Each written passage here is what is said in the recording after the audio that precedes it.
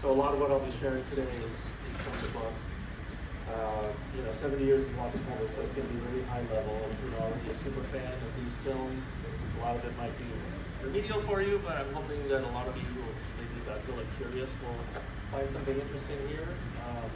I do have some copies, a limited number of copies of the book that I can sell afterwards. We'll have time for a brief, sale and signing if anyone's interested. Two boxes, so I think I have about 8 of them with me, but if anybody's interested, on the off chance that we sell these, I can give you information and we'll do order to sign a copy afterwards if you're so interested. It's also available for Amazon. Can't sign it obviously. And I can take plastic. So I'm trying. What else? But yeah, a lot of what I'm going to share today visually. A lot of these images are images from the book, and also a couple of pages of layouts. This is an Abrams book. I don't know if you're familiar with all the cinema books that they do, or other books that they do, but they're really big on design, and so I'm proud to say there's really never been another book like this published about Godzilla in English. For the mere fact that it's always been very difficult to publish photos of Godzilla because of Toho's, concerns over their IP, which is understandable. But in this case, we were working with Toho, and there are over 900 pictures in this book. Some of them are 2-page spreads, some of them are full-page pictures. We're really proud of it, really happy with the way it turned out. And in addition to being heavily illustrated, it is also, I think, pretty informative. It covers all the Japanese productions. And we also did a number of years worth of research, including a lot of new interviews with people in Japan. So there's a lot of new stories and information, as well as history that's been out there, but hopefully told in a new and interesting way. All right, maybe let's see, what time is it? 11:58. Is that enough time to? Have I given everybody enough time? So yeah. Thank you all for coming. If you didn't already hear my spiel, my name is Steve Ryfle, and I'm one half of the team that wrote this new book, Godzilla: The First 70 Years, which covers all of the Japanese productions. The MonsterVerse films are not covered in this, but there are books published by and for Legendary that cover all of those films individually, and they're very good. This is a Toho book, licensed by, sanctioned by Toho, so we worked directly with them, including having access to their digital photography archive going back to 1954. So as I said earlier, there are 900 plus pictures, as well as really informative text about the making of all the films from 1954 to -1, including sections on how the special effects, the classic special effects were created, the men in the suits, how the suits were made. And we were able to do that in detail that we never have been able to do before because we never had access to these images, and now we do, and we can tell the story in images as well as words. By the way, I hope you'll indulge me before I start. Can I take a picture with you guys? Sure. I'll try to get everybody here. Many of you can smile and wave. All right. Thanks, guys. I appreciate that. Of course. All right. So 70 years of Godzilla. So why are we here? Godzilla, of course, has gone through a lot of changes over the years, but why at this moment in time is it a good time to go back and reflect on 70 years? Well, one reason I can think of is that in those 70 years, not only has Godzilla changed, but its reputation and the public perception of Godzilla has changed. If you're old enough to remember, like I do, these films back when I was watching them on television, and before that when my parents were watching them in theaters, they didn't really have a great critical reputation in this country, and if they were reviewed at all by reviewers in your newspapers, they were usually ridiculed. But over time, they've come to be accepted and known as part of Japanese cinema history. It's the understanding of what these films mean and what they represent has also evolved, both critically and in pop culture. And we've come to a point where undergrad and graduate students and PhD candidates are writing their master's theses and dissertations on these films. They're being taught in universities in the United States and around the world. And of course, as far as Godzilla's reputation is concerned, as you know, in 2020, what year are we in now? Last year it won an Academy Award for visual effects for Godzilla -1. And I can't stress enough, it wasn't that long ago when any Godzilla movie winning an Academy Award was something that just didn't seem possible at all. So let's go back just briefly to 1954. I think it's well understood by now that Godzilla arrived here in the beginning as a symbol of war and a symbol of the atomic bomb and the nuclear arms race. This is something that was very much on the mind of Ishiro Honda, the original director of the original film, and many of the sequels in the original cycle of films, and having experienced the war himself rather reluctantly for a period of about 10 years, having passed through the ruins of Hiroshima when he was repatriated to Japan after the war's end. These experiences deeply affected him, and so it's no accident that many of the images in the film are mirrors of the war and of the atomic bombing. This is just one example of a photograph of the aftermath of Hiroshima and the ways that the film sort of recreates that level of destruction. And there are many such images. There are pictures in the film, or images in the film, that look a lot like photographs, aerial photographs taken from the planes that bombed Japan, the coastal cities of Japan over a period of many months. Just Tokyo engulfed in flames from as far as the eye can see. So one of the things, though, that differentiates Godzilla and Japanese science fiction and fantasy films from the American science fiction films that inspired it, such as King Kong, Beast from 20,000 Fathoms, and it's important to recognize that Godzilla did arrive in the wake of films like King Kong, which was released in the early 50s, Beast from 20,000 Fathoms, released in 53 to a big success, which is by no coincidence also about a dinosaur reanimated by an atomic test that attacks a major city. So there's a direct correlation there, and the inspiration is unambiguous. But there's a pretty significant difference, I think, between the way destruction and the way the atomic fear is portrayed in films like Beast from 20,000 Fathoms or Them or The Amazing Colossal Man and some of the other films that inspired the same cycle of films that Godzilla is part of, or at least was part of in the beginning. The American films were very speculative about the effects of radiation and the effects of atomic destruction. We hadn't experienced that in this country, and in large part, people hadn't seen or witnessed photographs of Hiroshima and the level of destruction at that time that had taken place in Japan. The Japanese films almost exclusively or unfailingly portray destruction on a scale and a level that is never even approached in the American films. Not just Godzilla, but these are some of the other examples. Rodan, Mysterians, Mothra, these are from the early cycle of films. The level of city destruction in these films is really far exceeding what you would see in the American films at that time. And I think that's largely because of the fact that not only people like Honda, but really so many people who worked on this early cycle of films were war veterans and had seen combat, had seen destruction on the level, like even if they were away overseas in China or in the colonies, in the colonial territories, their families were back home experiencing the unrelenting trauma of the bombing. So this was a widely experienced thing, and it really comes through in this early cycle of films. Okay, so we refer to a lot of things, we think of things in the West in terms of decades and years. The Godzilla films, when they're discussed in Japan, are largely classified by the era of the emperor in which they're produced.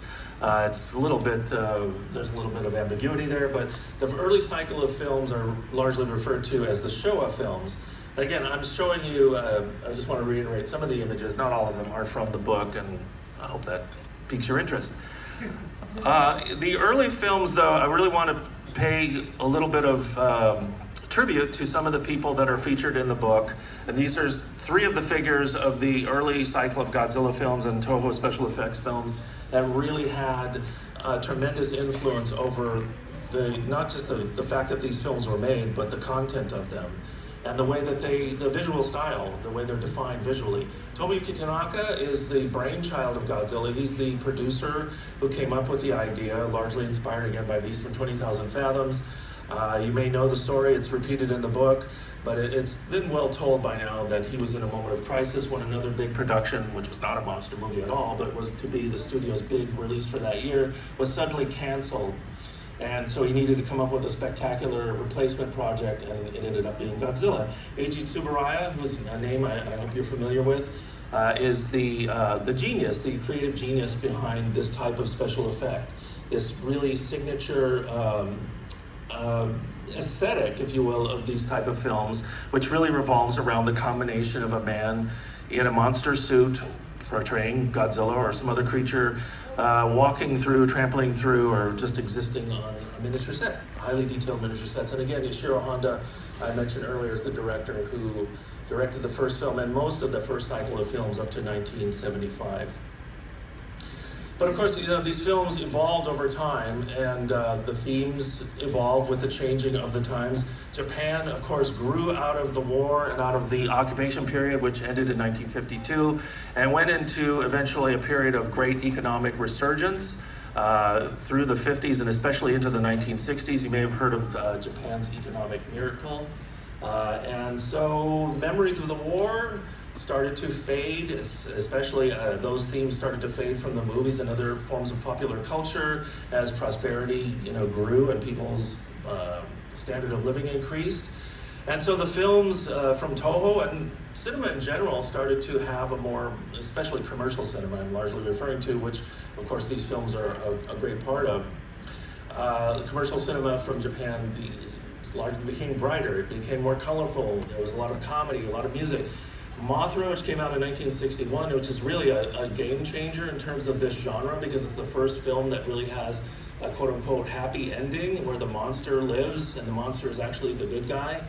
It's full of comedy and music, and it's really kind of got these fantasy elements, so it's a really trajectorial shift, if you will, in this genre. King Kong versus Godzilla, 62, is still the most highly attended in terms of ticket sales of all the Godzilla films in Japan.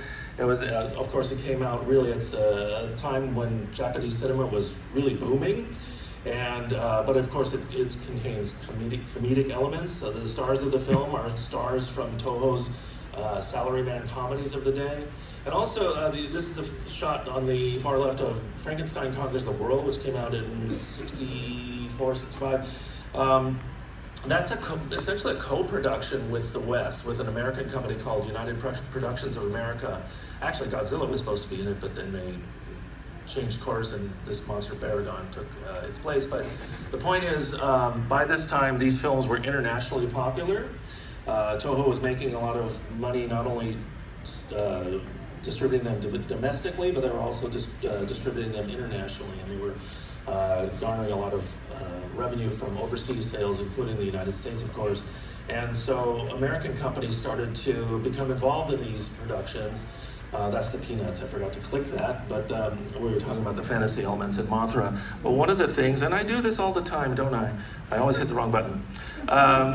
Excuse me for that, I may do it again. These American companies like UPA, United Productions of America, started partnering with Toho, putting money into the productions, but more significantly, they started bringing American stars over to Japan, so that when the film was exported back to the United States, it already had an American face in it. How many people have seen the Raymond Burr version of the original Godzilla? How many people have not seen it? I think. Well, it's not a remake, it's a rebranding or something. I don't know, we can debate that later. But the point is that for the longest time, I mean, the Raymond Burr version of Godzilla, which I haven't even mentioned here, is probably the reason we're standing here today talking about Godzilla at all. When the first film was exported to the United States, as those of you who raised your hand the first time know, it was recut, and an American actor, Raymond Burr, was cut into the picture and masqueraded as an actor in the cast. They rather ingeniously made it look like he was interacting with the Japanese cast, and they redistributed it here, and the marketing campaign almost hid the fact that it was a Japanese production. But the success of that film is why there subsequently was this great interest in these Japanese science fiction and fantasy films, and Toho again started making a fair amount of money doing this over a period of about 10 years. So by the mid-60s, just not to belabor the point, American actors started going to Japan occasionally to appear in these films. So Godzilla has really evolved, right? I like to say we all have our own Godzilla. And we talk about the different eras, right? The Showa era being the original era, but even within the Showa era, Godzilla evolves. And I think depending on when you grew up and where you fell in love with Godzilla, whether it was on TV or video or streaming or whatever, you may have a different Godzilla than your friend as far as your favorite, right? Your favorite iteration. Godzilla arrived, of course, we talked about already, as a representation of the atomic bomb and nuclear proliferation and other concerns at that time. But within a few years, right, actually with the first sequel in 1955, it was already embarking on this long string of battles with other creatures. Godzilla Raids Again from 1955 was the first time Godzilla fought another creature. I would say Angulus, because that's the way it was spoken or said in the films like Destroy All Monsters, which we talked about. But it's, I'm not even going to attempt, it's Anguirus, essentially. It's Anguirus. Anyway, that's beside the point. Godzilla starts fighting all these other creatures, and that becomes the sort of hallmark of these films. But again, there are different evolutions to the character depending on who's making the film and what the circumstances are. In 1967, Godzilla becomes an adoptive parent. I found out when I was working on this film, working on this book with Toho. They were very, there he is. They were very, what's the word? They made it very clear that Godzilla's offspring is adopted. So I guess that explains the lack of similarity there. Moving into the 1970s, the third decade of Godzilla films, the late 60s, early 70s, Godzilla by this point is essentially an anti-hero. You remember the film Ghidorah, the three-headed monster from '64. That's the film where the monsters actually have a summit at the base of Mount Fuji, and they discuss amongst themselves whether or not they're going to come to the aid of mankind and defend the Earth against King Ghidorah, which of course they do. Godzilla, it's arguable, but I consider his status in this time period as an anti-hero because he's not really aligned with the interests of mankind, but he is defending the homeland, defending the planet.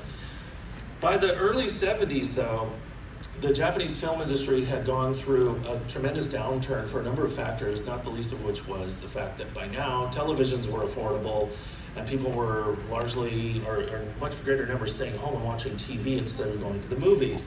There were also other economic reasons for this. But by this point, the Godzilla films, among other types of films, had really plummeted in popularity, and the studio Toho recognized that the audience for these films was largely made up of children, so they were releasing them during the times of the year when school was out so the kids could go with their parents.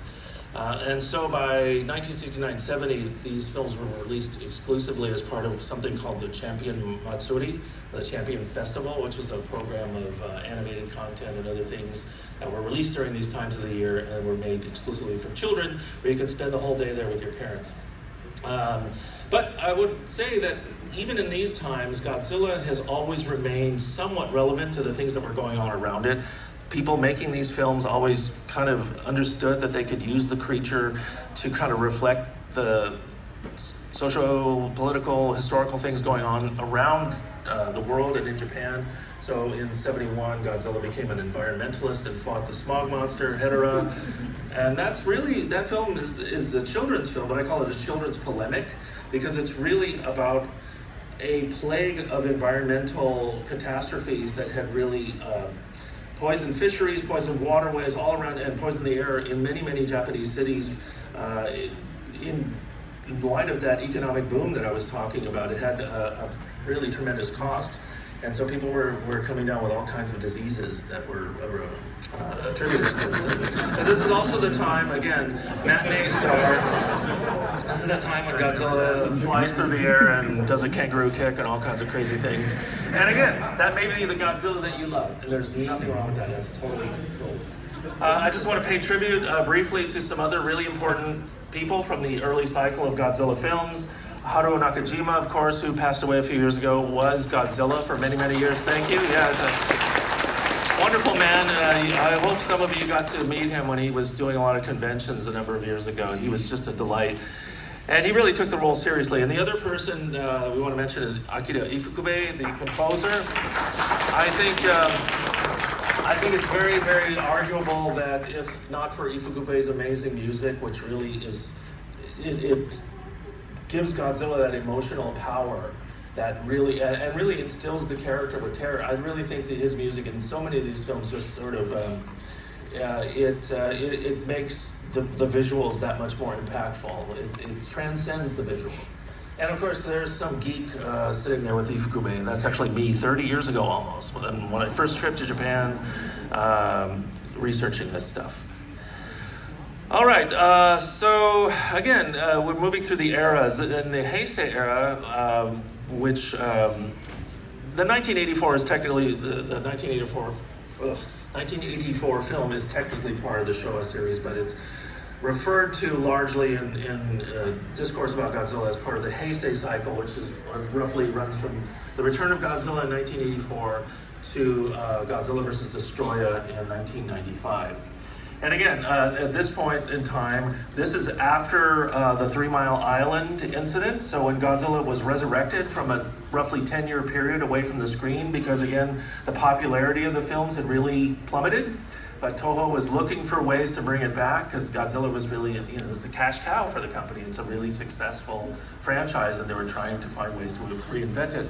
Well, one of the inspirations for its reinvention in 1984 was the disaster, if you're old enough to remember, but it was a nuclear reactor disaster or accident at 3 Mile Island in Pennsylvania, and it had reverberations around the world, especially in Japan, which by this point was largely reliant on nuclear power, having been rather pushed into accepting nuclear power despite Hiroshima and Nagasaki and the feelings around nuclear radiation in general.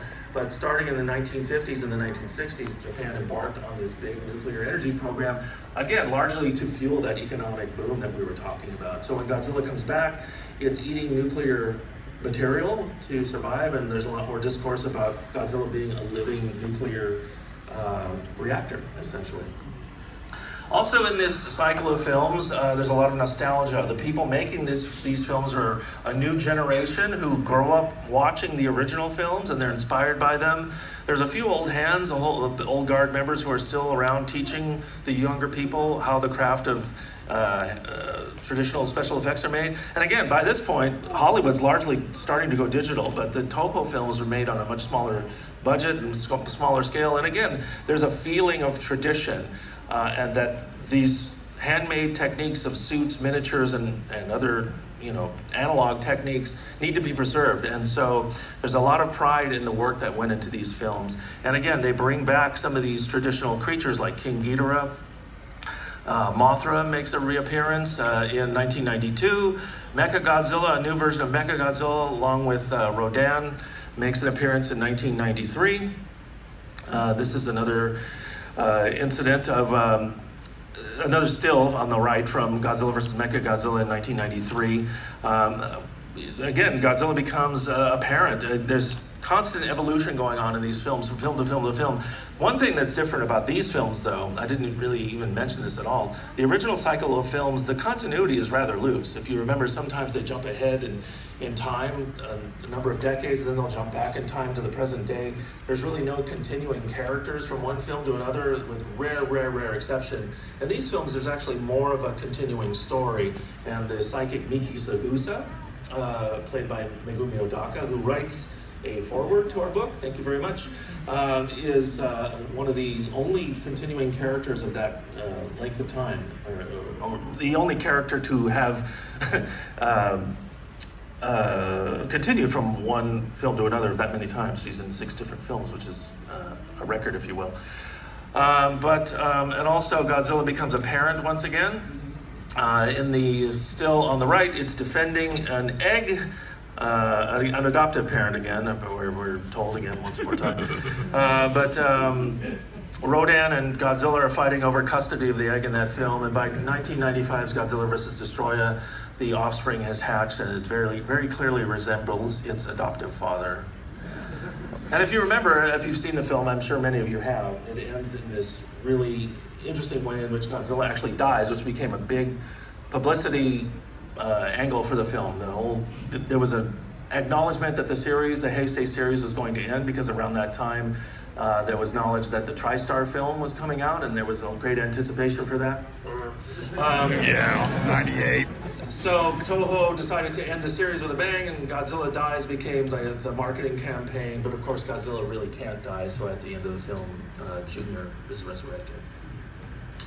Another person we want to pay tribute to, let me see what we're doing. Oh, we're doing great on time. Ken Satsuma, who also passed away rather recently, within the last few years. Mr. Satsuma, like Nakajima before him, took the role of Godzilla super seriously. He also came to the United States and made a number of convention appearances over the years and was really animated and loved meeting the fans. But his Godzilla, unlike Nakajima's, which adopted a lot of human-type characteristics and behaviors and comedic antics, Satsuma's Godzilla was essentially a warrior. And Satsuma himself being a martial artist and someone who was very serious about combat skills, he really took this approach of portraying Godzilla in a really straightforward manner. And there's a lot of, although at some points in time you can see emotion coming through. Can you imagine trying to portray emotion through this 200-pound suit that's like on top of you, and you can't, your facial expressions aren't being transmitted through the rubber, right? So these guys who worked inside these suits, they're actors, and they really do give all to their performances. Both Nakajima, Satsuma, and many others who worked in this genre. It's really an amazing thing. Then we have the Millennium series. After the TriStar disaster. You might as well put disaster. And we talk about this in the book. There was an acknowledgement at Toho that the TriStar film, whatever you think of it, and I know people who grew up on that Godzilla and love it, and that's fine too. I'm kidding. They're allowed to be wrong. Yeah. Yeah. There you go.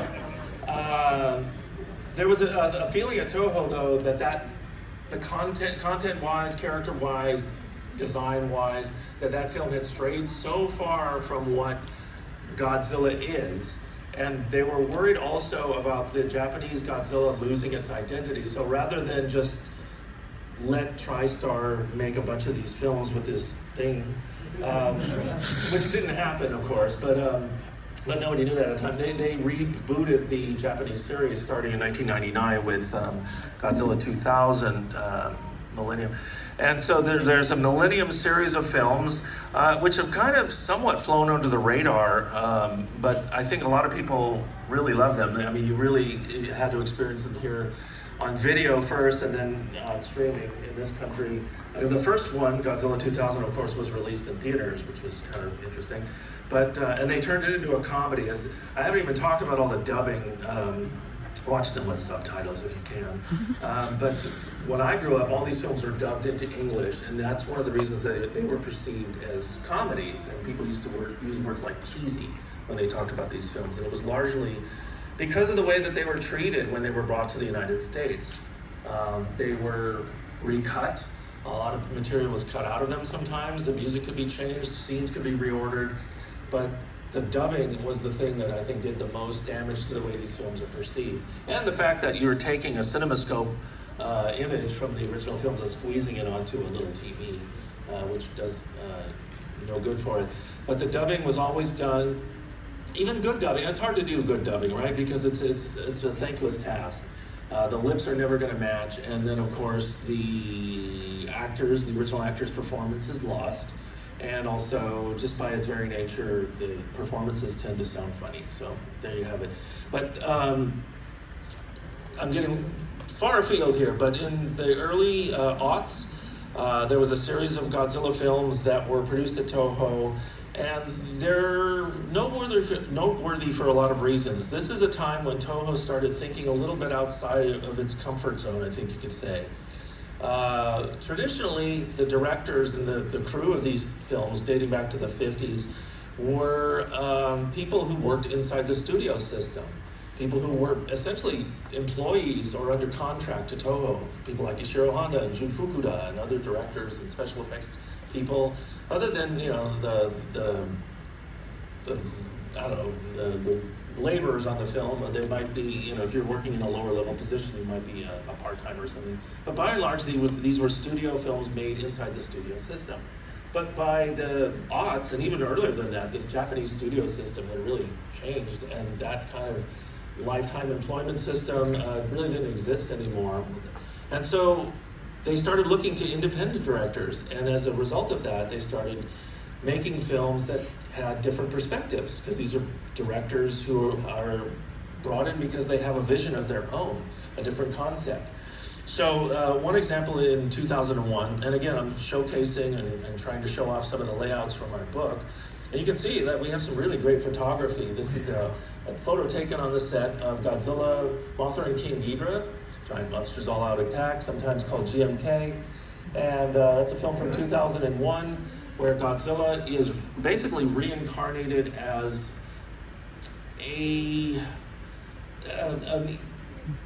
what's the word? It's onryo in Japanese, but it's essentially a spirit. And in this film, it's thought of as having been possessed by or inhabited by the victims of World War II, coming back to Japan. And this film was made after a period of time in which some rightish wing elements in Japan were sort of starting to express ideas about history that were kind of not conforming to the traditional view of the war.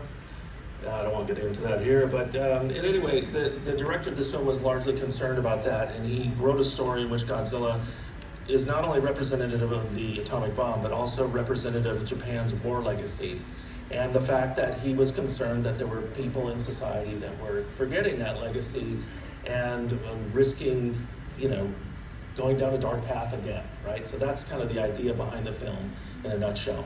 And it's a really interesting new take. And each film in the Millennium series, other than one pair of them, is essentially a standalone film with a new director. Well, I'm fudging that a little bit.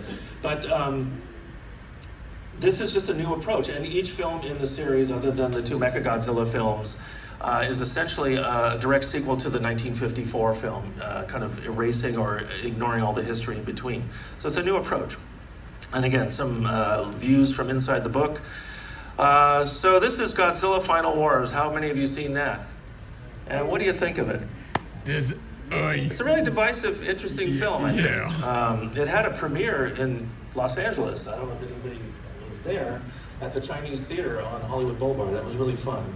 The director is Ryuhei Kitamura, who's made a number of films also in the United States. He's a horror film director in large part, but he's worked in a lot of different genres. Really interesting guy. And so again, Toho brought in an independent director with a different vision. And Kitamura's vision was kind of nostalgic, but if you know anything about his films, it was also just over the top. This is like non-stop action. Really There's just a ton of fast-paced. monsters in it. And it was meant to be a 50th anniversary celebration, and Toho put a great deal of money into this production. As far as the Japanese productions are concerned, it was the most expensive to date, and it was pretty much a commercial flop. And so, and again, this is by this point, this is 2004, there's, you know, the world has moved on from miniatures and monster suits, right? So Hollywood films are really, you know, in the digital age deep by this point. And so, you know, the film just wasn't perceived as a hit in Japan, commercially or critically. So, but it's significant to look back on it now because it really is the last of the Japanese Godzilla films that was made in this traditional way with the handmade analog special effects. So one of the things that we're doing in the book, and we're really proud of this, is that having access to Toho's digital photography archive, that's not only the film stills that were used for publicity, but we had access to the photography that was taken on set by still photographers who filmed the productions.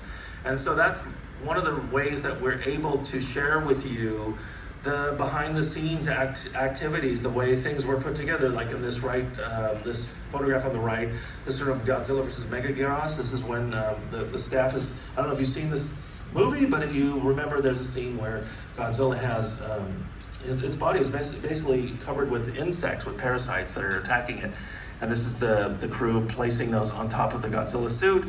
On the right, you have Mr. Toshimitsu designing and putting together the head of the Godzilla suit from 1964. This is Godzilla doing the kangaroo kick from Godzilla versus Megalon. I'm just sharing with you these images because we're really proud of the fact that we were able to do this. This is the special effects directors Nakano and Arikawa on the set of Godzilla versus the Sea Monster, or Ebida. This is a shot from Son of Godzilla. You see those are giant marionettes of the spider and the mantis, and there's the baby Godzilla encased in web. And you get a view of how these amazing miniature sets were put together, especially when we're able to reproduce this photography in large format. That's Batra from 1992, Godzilla versus Mothra.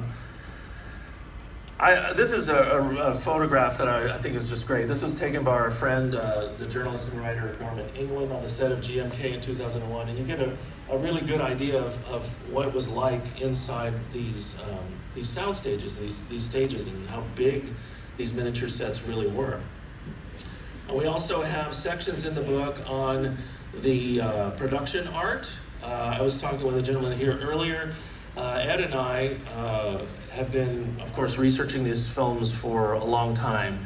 And at one point in time, we became acquainted with a gentleman named Yasuyuki Inoue, who was Eiji Tsuburaya's art director from the 1950s until Tsuburaya's death. And then beyond that, he continued working on these films. And he shared with us a great deal of his personal sketches that he had created for a number of these films. He designed the smog monster, which you see on the page on the right. That's one of his sketches. We also have sections in the book that detail the way the monster suit actors went about their craft. And so I hope you'll check it out. It was really fun working on a book like this, as you can imagine. So, again, the end of the analog era ushers in the digital era, even in Japan. Shin Godzilla, I'm sure, raise your hand. Yeah, okay. It just was re-released theatrically, which is great. This is, again, another departure, and we talked earlier about how Toho, with the end of the traditional studio system, started looking out into the world of film and independent film, and in this case also anime, and worked with this gentleman Hideaki Anno, who is most famous, I think, for creating the Evangelion anime, which is probably the most influential anime ever made.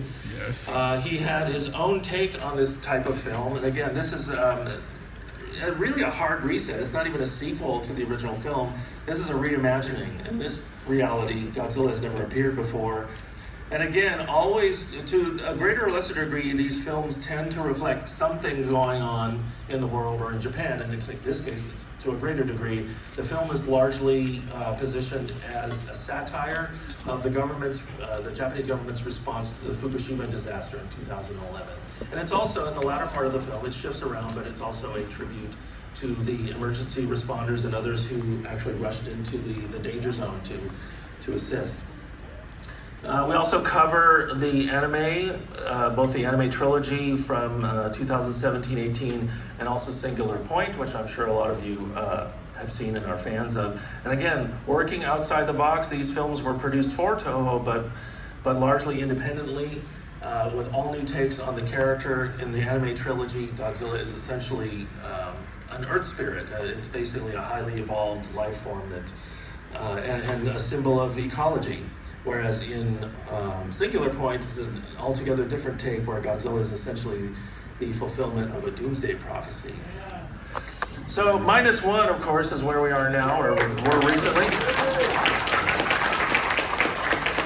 And again, working with people from outside the system with their own take.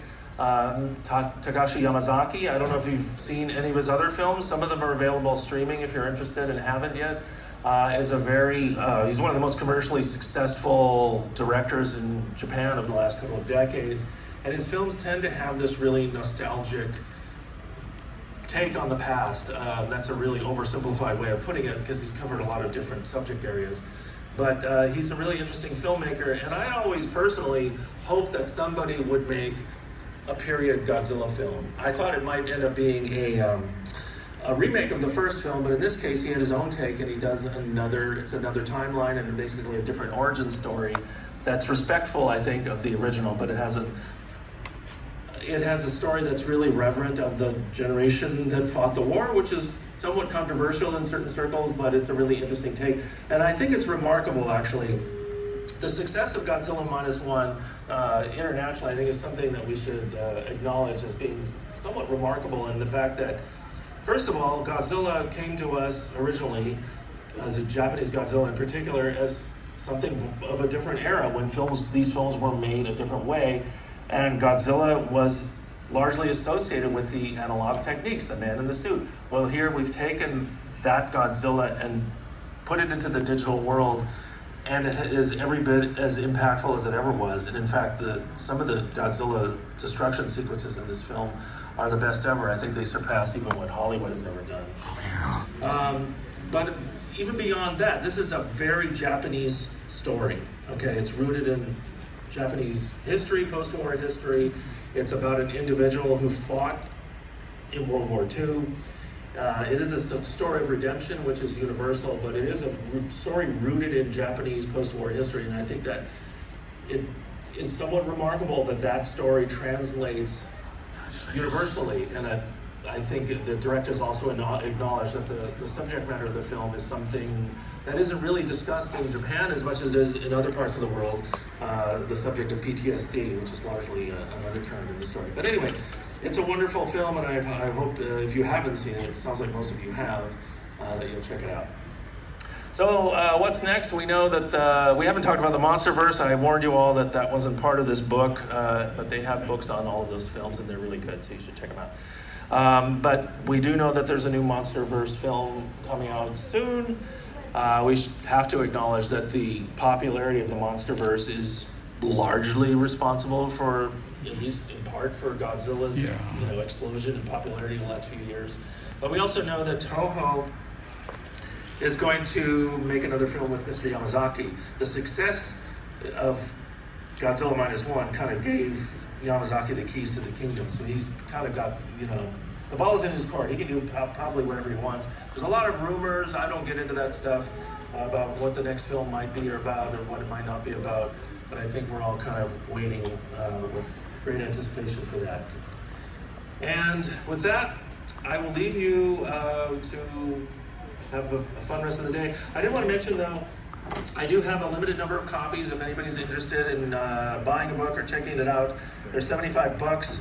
It's a hefty price tag, but it's a hefty book. It weighs about 6 pounds. And, not kidding, you get your money's worth. But come on over and talk to me if you want.